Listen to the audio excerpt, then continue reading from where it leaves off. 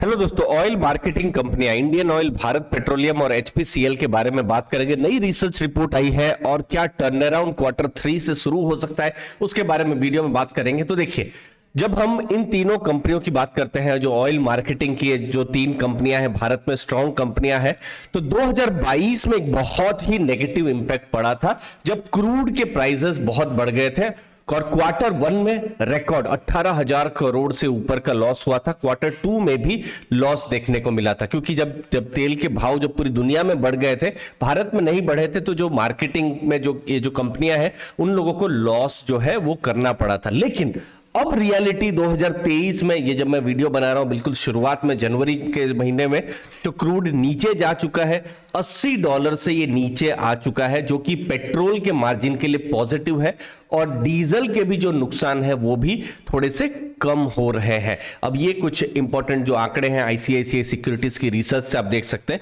जब आप अप्रैल से जून पिछले साल की बात करेंगे तो जो ब्रेंट क्रूड है उसका प्राइस $112 से ऊपर में था। ये एवरेज प्राइस उस समय में आप देख सकते हैं पर बैरल। अब घट के अक्टूबर से दिसंबर ये $88 पर बैरल हो चुका है और अभी इस मोमेंट पर मैं जो भाव मैंने अभी जस्ट देखे वो $78 के आसपास में है। तो जैसे जैसे ये प्राइस कम होते रहेंगे तो फायदा इन कंपनियों को मिलता रहेगा। अब देखिए, मार्केट जैसे हमने हमेशा देखा है फॉरवर्ड लुकिंग होता है, मार्केट को पहले से ही अंदेशा हो गया था। Q4 से आप देखिए, मतलब पिछले साल जनवरी से मार्च, फिर अप्रैल से जून, फिर जुलाई से सितंबर, देखिए तीनों ही कंपनियों के पेट्रोल और डीजल के रिटेल मार्जिन तब नेगेटिव थे, मतलब कंपनियां लॉस कर रही थी और आपने उसका जो इंपैक्ट है, नेगेटिव इंपैक्ट स्टॉक के प्राइस में भी देखा था।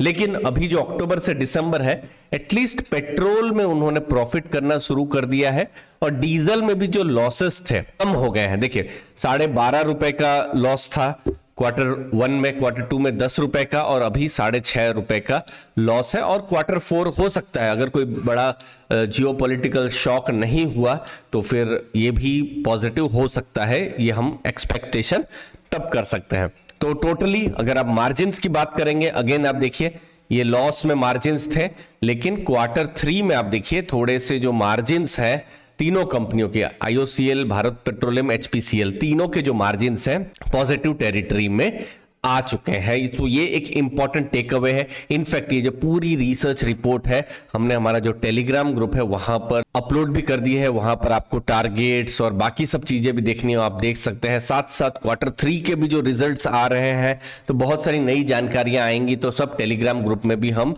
अपडेट करते रहेंगे दोस्तों, तो आपको वैल्यू जरूर मिलेगी। तो इन द एंड Q3 में क्या एक्सपेक्टेशन है?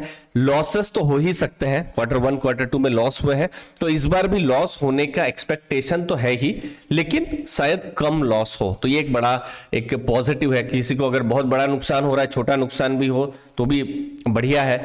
अब Q4 की तरफ जैसे जैसे हम जाएंगे तो शायद हमको प्रॉफिट्स भी देखने को मिल सकता है। इनफैक्ट ये कंपनियां अगर प्रॉफिट में आती है तो थोड़ा सा डिविडेंड का भी तब एक्सपेक्टेशन रह सकता है। अभी तो देखिए लॉस में है और मैं बहुत कुछ फेक पोस्ट देखता रहता हूं। कोई कहता है कि 1 लाख रुपया का कुछ या 10 लाख रुपया का इंडियन ऑयल ले लीजिए और 8 से 10% पूरी जिंदगी डिविडेंड मिलेगा। नहीं, ऐसा नहीं होता है।